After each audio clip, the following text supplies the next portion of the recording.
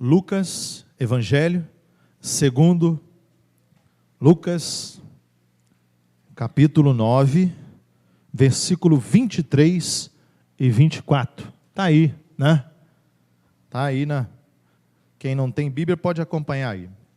Dizia a todos: se alguém quer vir após mim, a si mesmo se negue, dia a dia, tome a sua cruz e siga-me.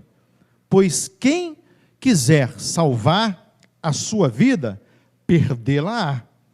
Quem perder a vida por minha causa, esse a salvará. Amém e amém. Feche os seus olhos, nós vamos orar mais uma vez. Pai, nós agora pedimos uma bênção especial. Nós estamos diante da Tua palavra, Senhor. Tua palavra que é poderosa, Senhor. A Tua palavra que tem poder de penetrar nas nossas vidas. Tua palavra, ó Deus, que divide juntas e medulas, alma e espírito.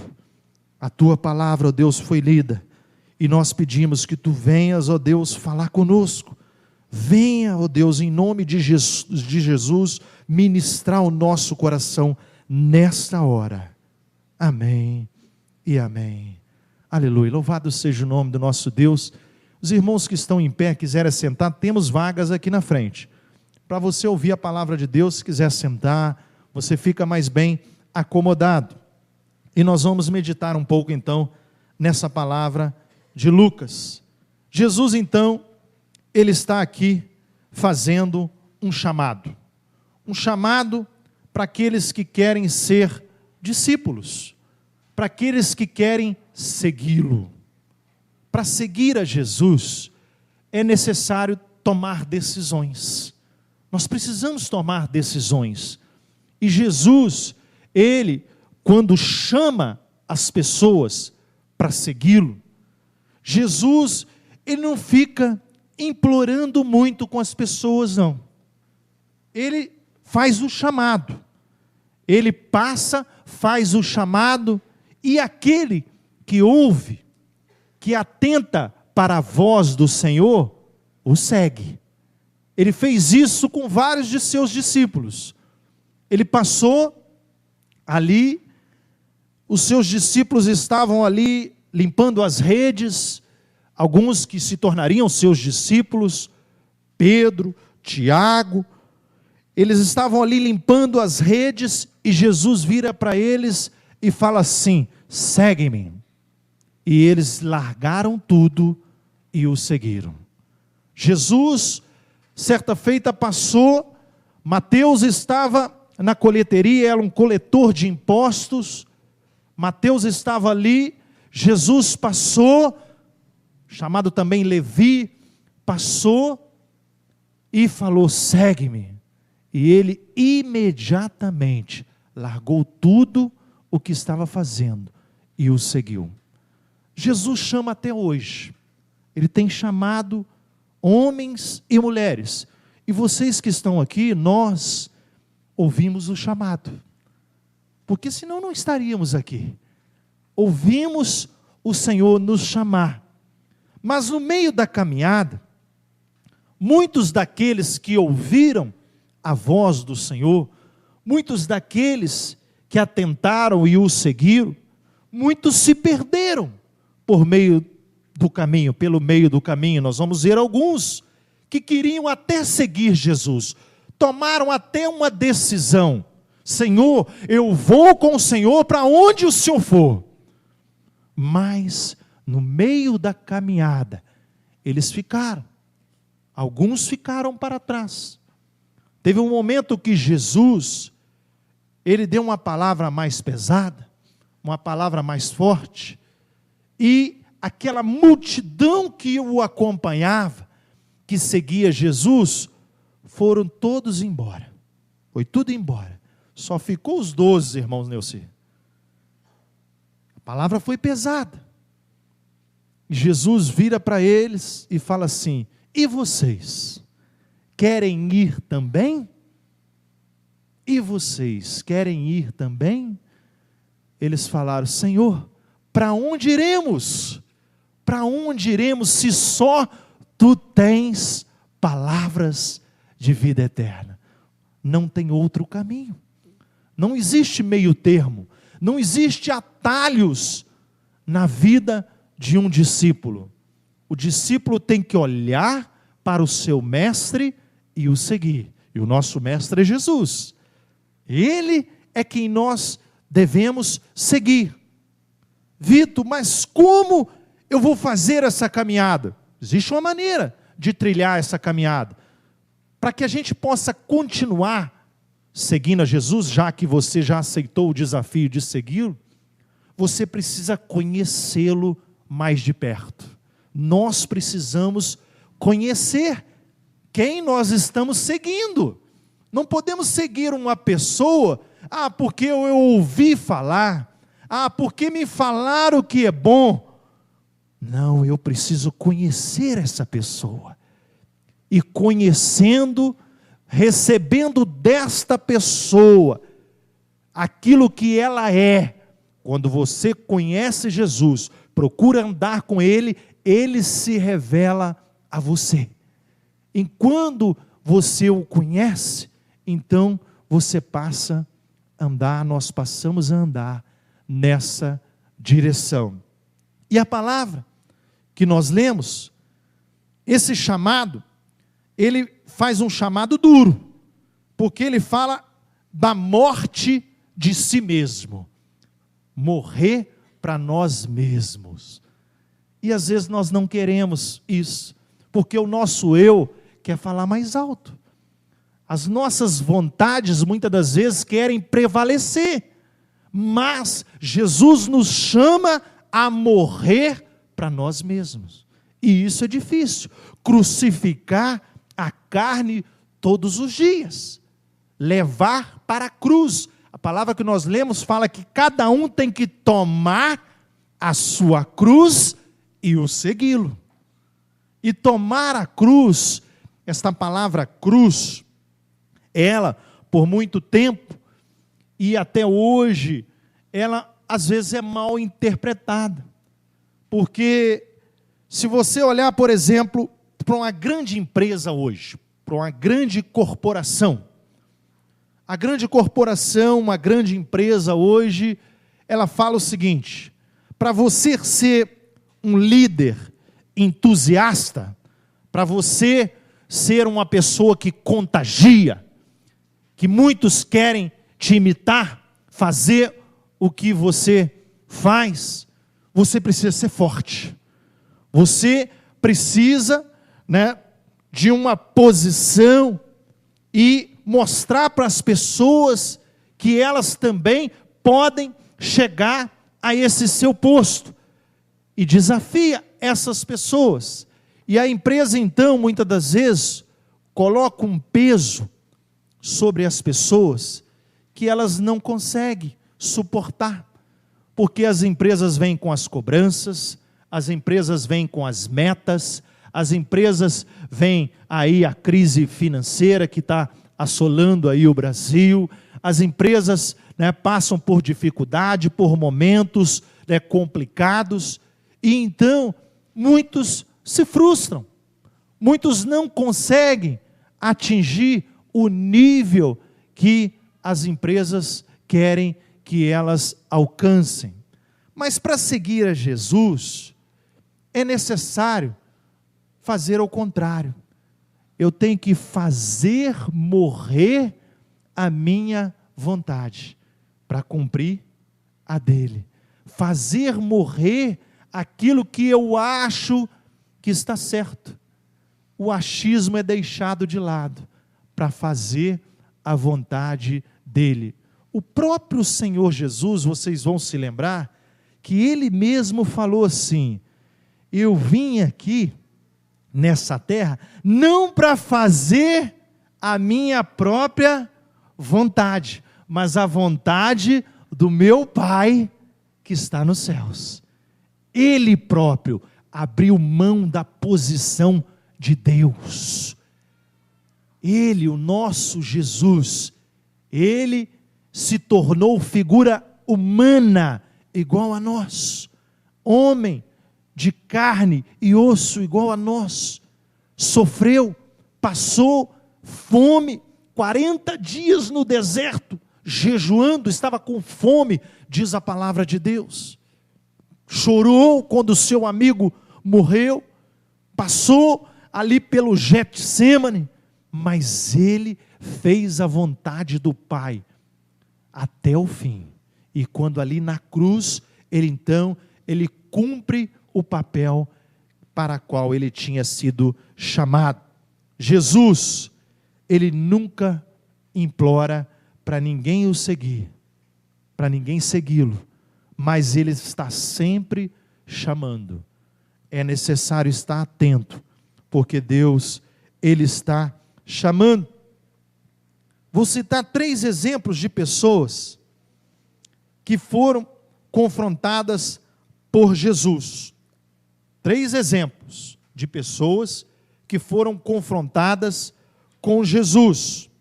Uma, nós temos certeza na palavra de Deus que ela tomou a decisão correta. A outra nós não sabemos, né? Provavelmente ele tenha também ali tomado uma posição. E a outra, a Bíblia nem fala o nome dela. Vamos lá. O primeiro confronto, Jesus confronta uma samaritana, a mulher ali no poço. Jesus confronta ela com o seu adultério. Ela era uma mulher, que tinha ali, teve vários maridos, e Jesus então a confronta com o seu adultério. Jesus, ele então faz aquilo ali. Como nós temos certeza que ela mudou de vida, Vitor? Provavelmente, porque ela se tornou missionária logo em seguida.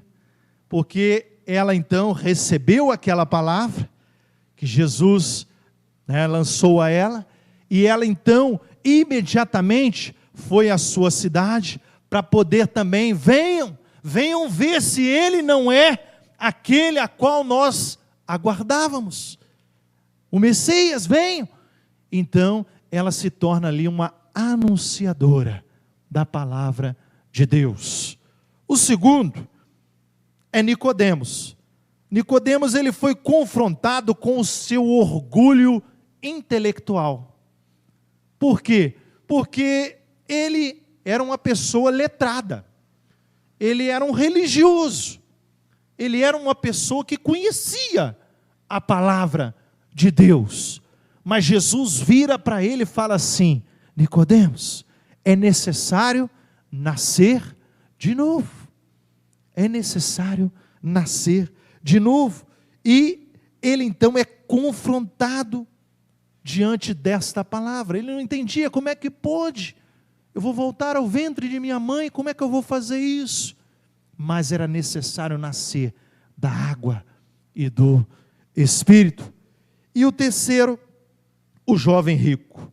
O jovem se recusou a vender tudo o que possuía para seguir a Jesus. Talvez ele fosse uma pessoa muito rica.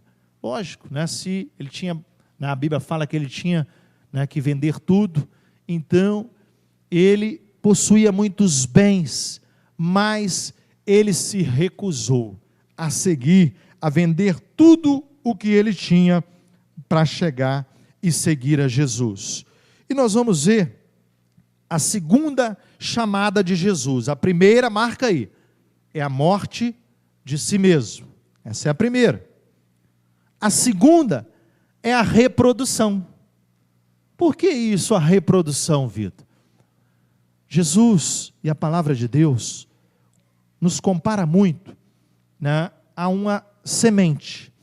A semente, quando ela é lançada na terra, para que ela venha produzir, quem entende um pouquinho aí de plantações de terra, quem entende um pouquinho sabe que a semente, antes dela germinar, o que acontece com ela primeiro? Ela morre. Primeiro é a morte de si mesmo. E depois a reprodução. Por quê? Porque se nós que queremos ser os discípulos do Senhor, viermos a produzir sem morrer primeiro, nós vamos nos achar. Nós vamos querer achar que nós somos os tais. E nós não somos. Nós somos, pequeninos. Jesus, Ele quer primeiro que nós venhamos a morrer, para que Ele depois possa fazer com que nós venhamos a germinar, a reproduzir. E não é pouco o fruto que você vai dar, não. Nós vamos dar muitos frutos, diz a palavra de Deus. Esse é o desejo do Senhor, que nós venhamos a produzir muito fruto. Quando nós chegamos numa plantação, e olhamos uma plantação bonita, a gente fica alegre por poder ver aquela planta que está ali carregada, que está com muito fruto, ela está cheia de fruto e a gente se alegra, é bonito a gente ver aquilo ali, e com a gente não é diferente. Deus, Ele quer ver cada um de nós produzindo para a glória dEle, tudo para a glória dEle. Então, tudo que a gente faz é para cumprir essa ordenança do Senhor. Cristo ordenou aos seus discípulos que eles reproduzissem aquilo que Ele fez com os próprios. Eu ensinei vocês e agora vocês devem fazer isso com os seus irmãos, com os seus amigos, aonde vocês forem, façam o mesmo, reproduzem aquilo que eu ensinei a vocês a fazerem. Então não tem segredo no nosso meio, não existe segredo, já foi revelado, aquilo que estava para ser revelado, já foi revelado para nós, que é Cristo.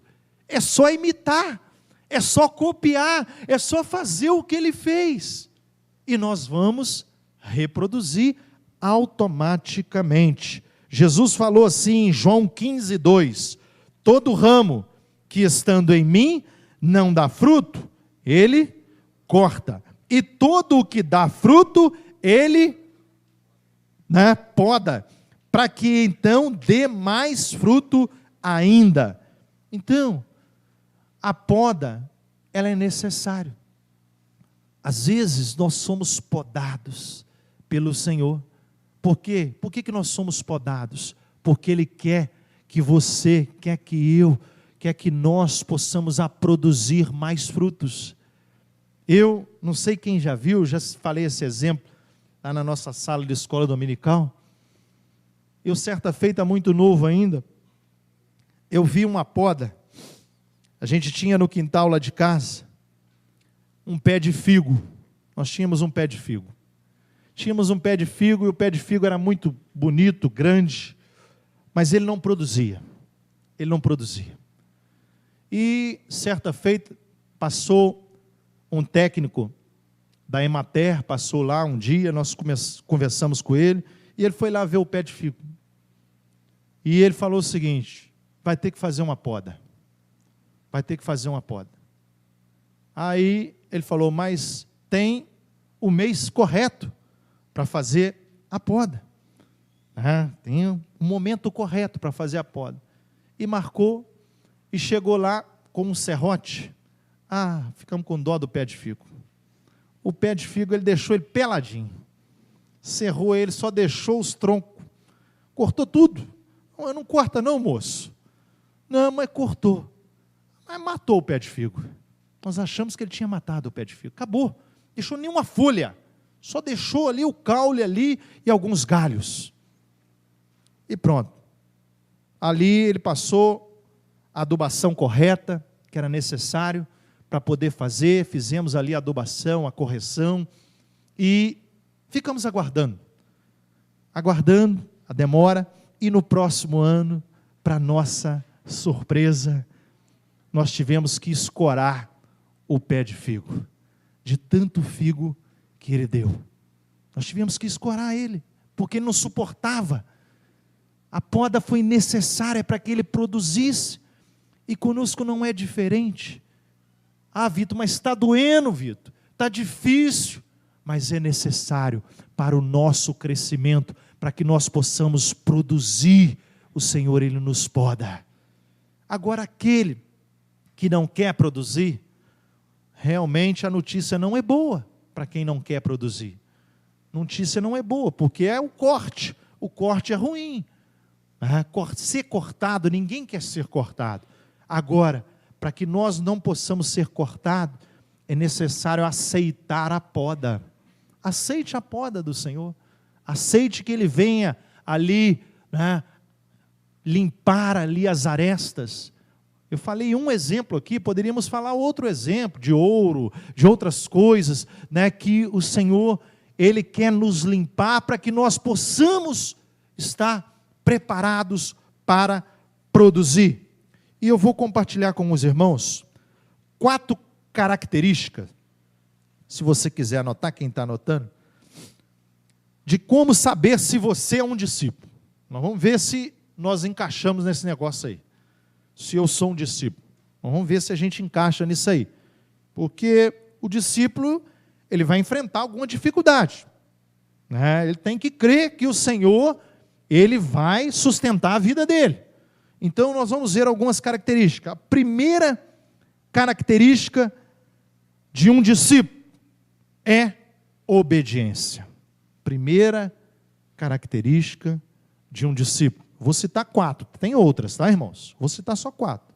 Existem outras, esse assunto ele é vasto. Vou citar 4. Uma das características, a primeira que eu destaco, obediência. Por que a obediência, Vitor? Irmãos, tudo no mundo, para nós conquistarmos, para nós avançarmos, para a gente entender as coisas, é necessário obediência. Os nossos pais, eles fazem um esforço muito grande quando nós somos ainda criança. Agora eu tenho criança, nós fazemos um esforço muito grande para educar as crianças, para que elas sejam crianças obedientes, para que elas venham ouvir a nossa voz. E nós nos esforçamos, nós insistimos, nós persistimos, nós repetimos, nós não desanimamos. A gente não desanima. Aquele que é pai, aquele que é mãe, aquela que é mãe, não desanima.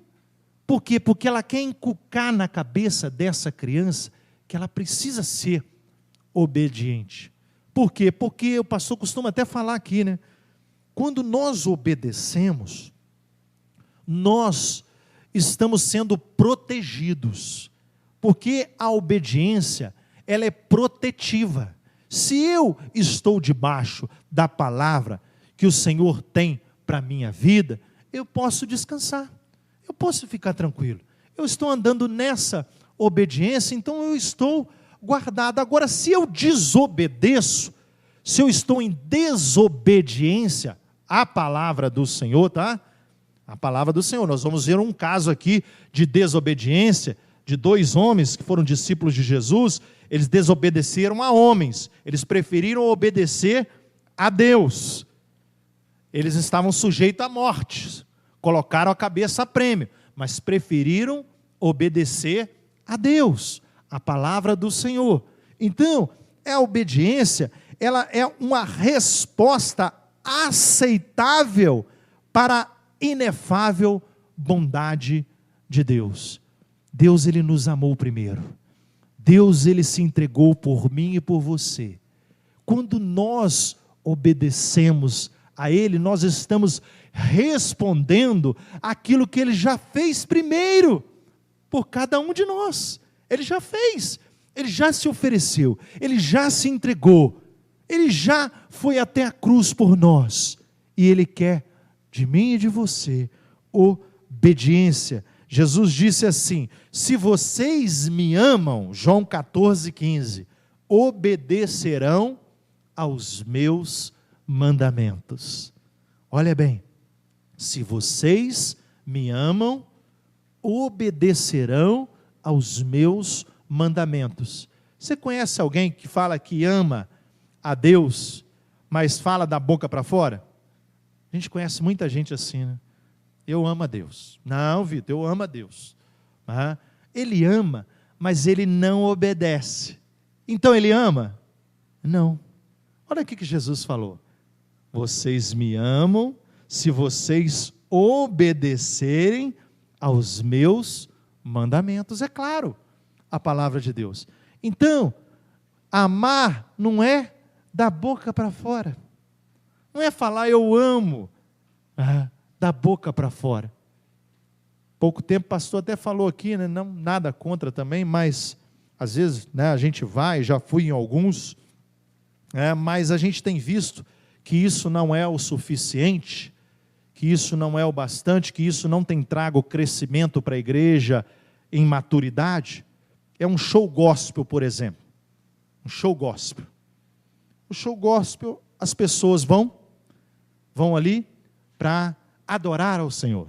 E vão ali e cantam e choram, né, e tudo, e gritam, né, e querem abraçar o cantor, querem beijar, querem pular no pescoço do cantor, querem fazer isso, quer pegar autógrafo, quer não sei o que e tal, né, tirar foto, quer postar no Facebook, quer isso, quer aquilo, né, cheio de coisa. E isso não traz crescimento, não traz maturidade. Porque amar ao Senhor verdadeiramente é obedecer os mandamentos dele. Vitor, mas o cara é meu amigo, Vitor. Aí tudo bem. Se o cantor é seu amigo, você está liberado para ir lá dar um abraço nele. Né? Se ele é seu amigo, porque amigo, é diferente. Né? O cara é seu amigo, está cantando, gravou um CD. Eu tenho um amigo meu que vai gravar um CD dele agora. Nós somos para São Paulo agora, estamos estudando junto lá. Ele vai gravar o CD dele. Então ele cantou lá no quarto, a gente estava junto lá, ele cantou lá as músicas dele, ele tem postado algumas músicas dele já no Facebook, eu tenho compartilhado algumas músicas dele já, ele está com tudo preparado, né, para poder gravar o CD dele, tirou algumas fotos lá em São Paulo, e o Gerson, né, o meu amigo, então, se ele for cantar em algum lugar, eu vou, é diferente, ele é meu amigo. Agora, idolatrar ele, jamais eu vou fazer isso. Jamais eu vou querer idolatrá-lo. Por quê? Porque, né, eu sei, né, a pessoa que ele é, tenho andado com ele já, fiz o POV com ele, né, um ano ali em Belo Horizonte, agora estamos 2 anos na faculdade, ele está aqui em Tombos, pastoreando aqui em Tombos, então é um menino consagrado, um homem de Deus, um homem que morreu para o mundo, que tomou a sua decisão de seguir ao Senhor. Então, né, o que ele canta expressa muito bem o amor a Deus verdadeiramente. Somente os que obedecem à palavra de Deus demonstram seu amor a Ele. Lucas 11, 28, fala assim: felizes são aqueles que ouvem a palavra de Deus e lhe obedecem. Mais ou menos isso aí, se tiver uma outra tradução aí, né, mas está dentro disso aí. Felizes são aqueles que ouvem a palavra de Deus e lhe obedecem. Por que a palavra de Deus, Vitor? Porque é a palavra que revela quem Ele é.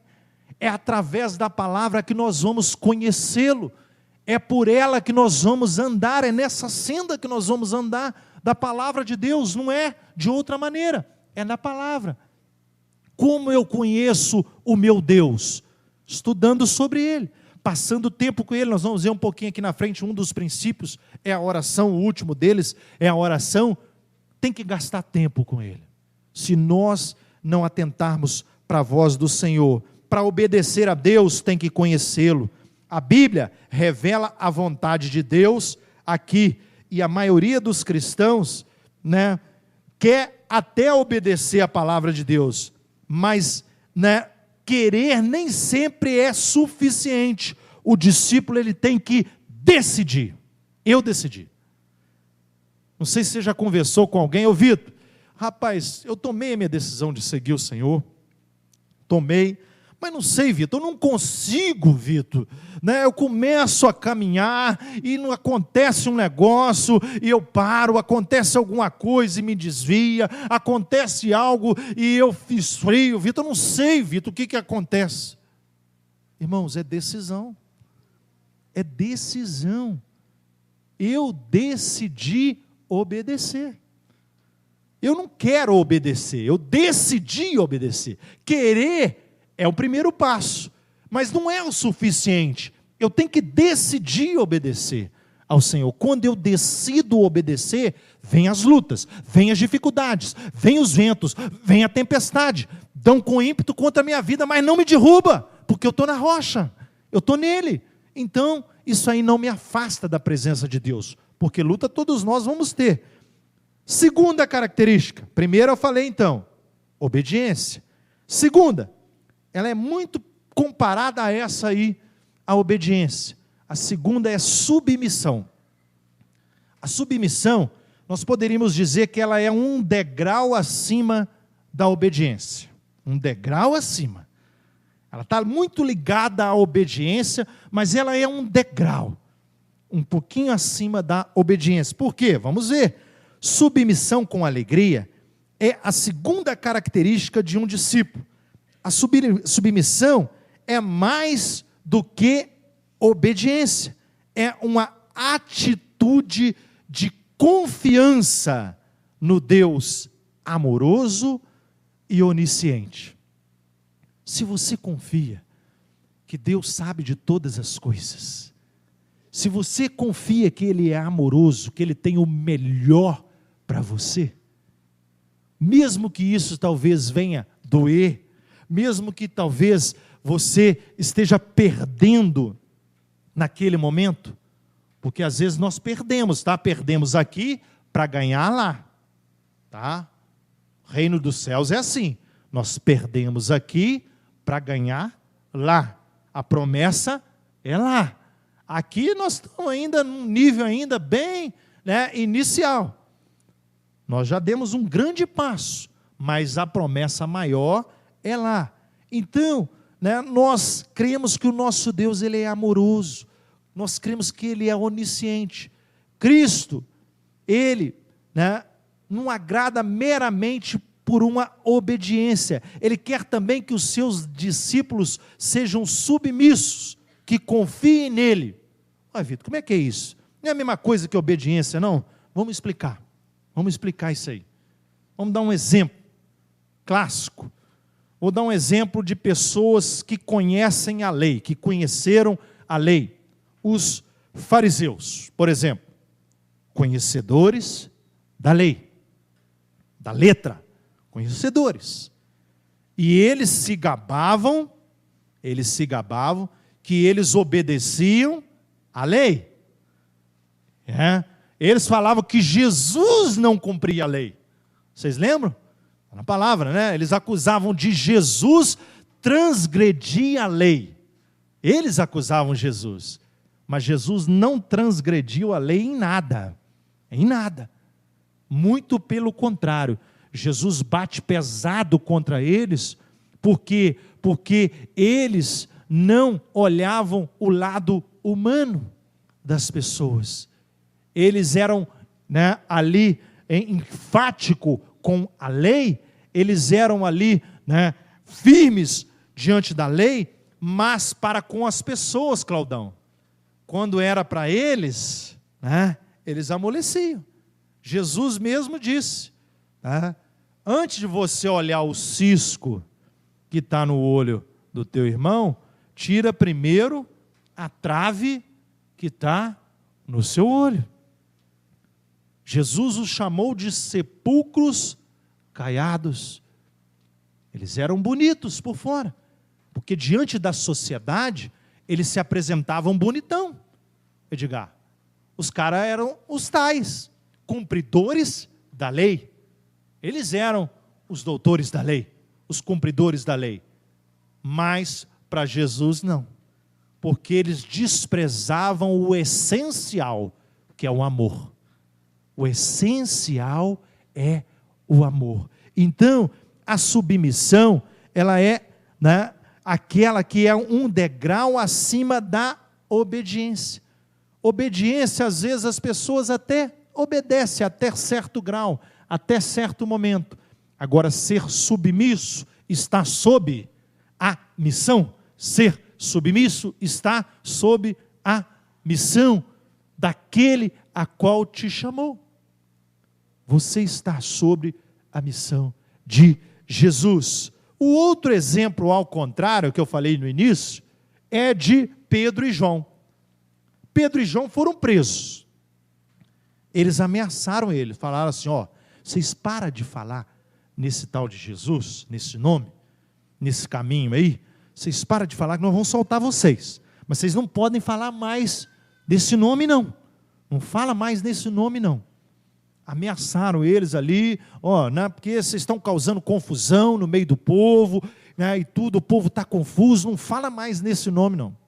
Aí Pedro e João sabiam que estavam correndo risco, eles eram pessoas obedientes, mas eles falam o seguinte, importa mais obedecer a Deus do que aos homens. Olha a diferença, olha a diferença. Importa mais obedecer a Deus. Só que hoje, muitas pessoas estão obedecendo a homens e deixando de obedecer a Deus. Vou dar um exemplo. Você está lá no seu trabalho. Aí, você não falou para o seu chefe que você é um cristão. Você ainda não falou para ele que você é um cristão. Você ainda não falou. Estou te dando uma chance ainda. Você ainda não falou para ele que você é um cristão, que você é um discípulo do Senhor. E recebe uma ligação, lá na empresa, recebe uma ligação, e o seu chefe fala para você mentir nessa ligação. E aí, como é que fica? O que você faz? O que nós fazemos? Você ainda não falou. Se você tivesse falado, talvez o seu chefe ia mandar outro fazer, né? Se vira com outro, não com você. Mas você não quis se revelar, não falou para ele. Irmãos, você obedece a Deus ou obedece a vida? Você está ficando doido? Eles vão mandar eu embora. Você confia em Deus ou confia nos homens? Ser discípulo é isso aí. Não vai ser fácil não. Tem que te dar essa notícia. Porque o mundo, ele vem com essas coisas sobre nós. E se a gente não ficar atento, a gente cai nessa sagacidade do inimigo, do mundo, e nós não podemos compactuar com a mentira. A própria Bíblia diz, quem é o pai da mentira. Então, antes importa obedecer a Deus. Vitor, mas você está ficando doido, a crise está aí, eu tenho que falar umas mentiras. Te digo que não é um bom caminho não. Se você vive numa vida de mentira, uma hora essa mentira é descoberta, a casa cai. O negócio cai e a queda é pior. Então, escolhe hoje de uma vez. Fala de uma vez, não seja agente secreto não. Agente secreto é perigoso. Terceira característica de um discípulo. A primeira, obediência. A segunda, submissão. A terceira característica, amar uns aos outros. Por que amar uns aos outros? João 13, 35. O amor de uns aos outros, ela é a marca do discípulo. A principal marca do discípulo é o amor. Se nós não amarmos o nosso próximo, se nós não amarmos aquele que está ao nosso lado, aquele que está à nossa volta, aquele a quem o Senhor coloca no nosso caminho, nós não somos um discípulo do Senhor. Não tem como ser um discípulo, não tem como ser um cristão genuíno, verdadeiro, se nós não amarmos. Só que nós vivemos numa sociedade egoísta, vivemos numa sociedade egocêntrica, vivemos numa sociedade hedonista, uma sociedade capitalista. Por que capitalista, Vitor? O que você tem contra o capitalismo? Não sei. O capitalismo é a lei do mais forte. O Quem for mais esperto, passa por cima do outro. Isso é a lei do capitalismo. Sobressai em cima do outro. Essa é a lei que prevalece aí fora. Então, nós precisamos ficar atento, porque é o amor que vai marcar um discípulo. E esse amor, sendo genuíno no nosso coração, nós vamos aceitar o perdão de Deus. Tem gente que não aceita, tá?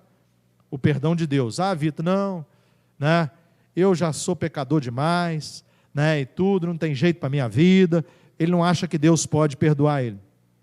Tem pessoas também que não perdoam os outros, são implacáveis com os outros. Vitor, eu perdoo a tudo, menos aquilo que aquela pessoa me fez. Então não é tudo. Tem pessoas que falam assim, eu perdoo tudo, Vitor, tudo, mas aquilo ali não. Vitor, não pode, Vitor, aquela pessoa é meu irmão, Vitor. Vitor, não, é meu cunhado, é minha cunhada, Vitor. Não poderia esperar isso, era o meu melhor amigo, Vitor. Eu poderia esperar isso de qualquer pessoa, menos daquela pessoa. Eu não perdoo, não. Irmãos, aceite o perdão de Deus e perdoe. Perdoa o próximo, perdoa os outros. E também aceite o perdão dos outros. O que é isso? É diferente? Uma coisa é você perdoar. Outra coisa é você aceitar o perdão dos outros. Nós temos que perdoar e aceitar também o perdão. Não podemos ser implacáveis com as pessoas. Jesus, ele sempre deu oportunidade das pessoas tomarem uma decisão de mudar de vida. Sempre deu. Você quer? Vá e não peques mais. Vá. O caminho é esse. É ir e não pecar mais. Só isso. Mas, muitas das vezes nós não amamos como devemos. Os membros de um corpo maduro ultrapassam a ideia incompleta de simplesmente ir à igreja. Ir à igreja, irmãos, é uma ideia incompleta. Ela faz parte. Por isso nós estamos aqui, lógico. Senão não estaríamos. Ela é parte. Ir à igreja é um grande passo, mas ela não é tudo. Sabe por quê? Porque nós temos que ser igreja. É diferente ir à igreja e ser igreja. Você é a igreja. Você. Nós somos a igreja. Quando as pessoas olharem para nós, elas têm que ver as marcas de Cristo, as marcas de um verdadeiro cristão. Então, Marcinho, você lá na empresa, você trabalha, a igreja está lá. A igreja está lá. As pessoas têm que saber que você teme a Deus, Eu sei que já sabe, passei lá, em tudo. Então, as pessoas sabem que ele teme a Deus, que é uma pessoa obediente, que é uma pessoa de caráter íntegro, que é uma pessoa que trabalha honestamente. Então, nós precisamos entender que ir à igreja é algo incompleto, faz parte. É bom quando a gente vem à igreja, a gente sai aqui, a gente sai aqui, vem sobrecarregado e sai aliviado. A gente vai para casa, leve. Nós ouvimos a palavra de Deus e vamos para casa leve, para uma semana de caminhada. É muito bom, é bênção. Eu gosto muito de congregar, gosto muito de estar na igreja. Se eu ficar uma semana sem vir na igreja, eu sinto falta. E deve ser assim mesmo. Se a gente ficar uma semana sem estar junto, sem estar aqui na casa do Senhor, a gente deve sentir falta. Mas isso não é tudo. Eu tenho que ser igreja. Entendeu isso? Entendeu o que é ser um verdadeiro discípulo? Que ama ao Senhor verdadeiramente? E para a gente ir caminhando para o fim, a quarta característica de um discípulo é a oração. A quarta característica, por quê? Porque pela oração o cristão encontra-se com o Deus vivo. Só tem um jeito de você encontrar com o Deus vivo, de você falar com Ele, de você se relacionar com Ele, de você conhecê-lo verdadeiramente, saber o que Ele quer para a sua vida, se você orar, se nós orarmos, não tem outro jeito. E nós viemos aqui sexta-feira, e já falamos, já temos quase um ano que nós estamos falando, vem para a oração, vem para a oração, vem para orar, vem para a torre orar, e nós vamos aqui, passamos a madrugada orando, e infelizmente nós temos que fazer um relógio de oração, não era para ser assim, nós tínhamos que abrir aqui e aqui ficar cheio de pessoas desejosas de encontrar o Senhor. Não precisava de relógio de oração, porque nós temos que fazer, porque senão a igreja fica vazia, e eles entram aqui e roubam o templo. Mas tinha que falar assim, o pastor virar e falar assim: gente, não vem todo mundo de uma vez não, não vem tudo de uma vez não, porque está cheio demais. Mas nós não vamos, porque nós achamos que o suficiente é vir à igreja ao domingo, mas só tem um jeito de você conhecer a Deus no profundo, de você ser íntimo dele, se você gastar tempo com ele em oração. Gaste tempo com ele, invista na sua vida de oração, e você então vai conhecer o seu Deus. Você não vai conhecer Deus pela boca dos outros, porque tem gente que só conhece Deus pela boca dos outros. Conhecer Deus pela boca dos outros nos torna um crente limitado. Nós somos um crente limitado, nós só vamos até certo ponto, dali para frente nós não vamos.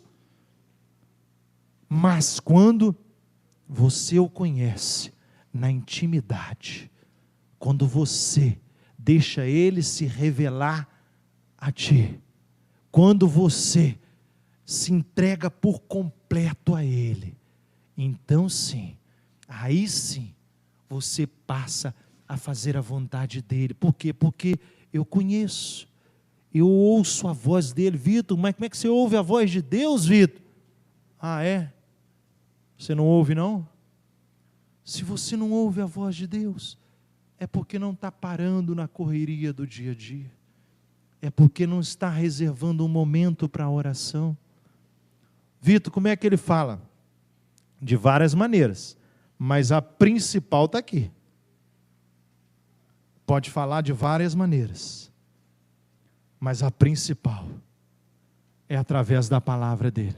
Ele pode se revelar de várias maneiras, mas quando você conhece aqui a palavra, quando você estuda, quando você se aprofunda, quando nós mergulhamos nesta palavra, Ele se revela a nós. E a comunicação, ela é o segredo de todo relacionamento saudável. Todo relacionamento saudável. Zé Maria, você não conhece a Adelina? Bem, Adelina, você não conhece a Zé Maria bem? Quantos anos vocês estão juntos? 17 anos. 17 anos juntos. Então, a Adelina conhece bem o Zé Maria conhece bem a Adelina. Você conhece a família do Zé Maria, Adelina? O Zé Maria conhece a família da Adelina? Por quê? Porque eles gastam tempo junto, porque eles se relacionam, porque na intimidade eles estão falando um para o outro o que eu estou sentindo, o que eu quero fazer, ou o que eu desejo fazer, ou o que eu sonho fazer, e então essa intimidade, esse relacionamento é que vai fazer com que seja saudável. Isso é saudável. Isso serve para casal, serve para relacionamento entre amigos, entre irmãos, serve para relacionamento entre nós e Deus, tudo tem que gastar tempo junto. No tempo junto, a primeira coisa, quando nós queremos conhecer o Senhor, que Ele se revela a nós, nós temos uma mania e a gente precisa, às vezes, controlar, equilibrar essa mania nossa. A gente chama aqui, por exemplo, no altar. Chama no altar. Vamos supor que daqui a pouquinho, você seja desafiado a vir no altar. E o que a gente tem o costume logo de fazer? Disparar a metralhadora. A gente quer falar, a gente quer falar, a gente quer orar, a gente quer falar, a gente quer falar, nós queremos falar, Deus, e vamos falando, e nós vamos falando, e a gente não ouve. Se a gente falar para ficar a igreja toda em silêncio, 1 minutinho só, ô Vitor, você está ficando doido? A gente acha, né, que está todo mundo ficando doido, um minutinho só de silêncio, sem um pio, só para ouvir Deus no silêncio. Então, seja primeiro um ouvinte. Deixar de escutar é um insulto. Sabia disso?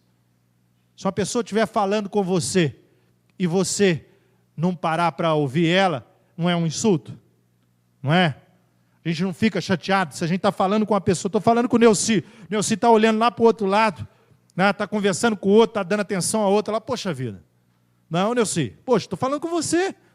A gente fica, então, deixar de ouvir é um insulto.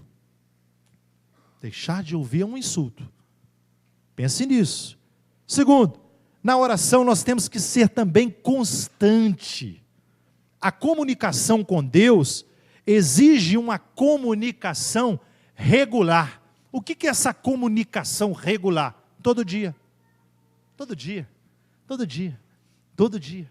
Todo dia. Não é de vez em quando. Às vezes a gente, de vez em quando eu falo com Deus, Vitor. De vez em quando. Tem que ser regular, irmãos. Tem que ter horário. Tem que ter disciplina. Separa um momento para Deus. É necessário. Seja constante. Seja totalmente sincero na oração. O que é isso? Muitos cristãos têm a audácia de achar que podem enganar a Deus, que tudo sabe. Nós não somos assim? Nós temos a audácia de achar que enganamos a Deus. Não tem jeito de enganar Ele. Ele sabe tudo, Meire. Tudo. Então, para que não vão esconder?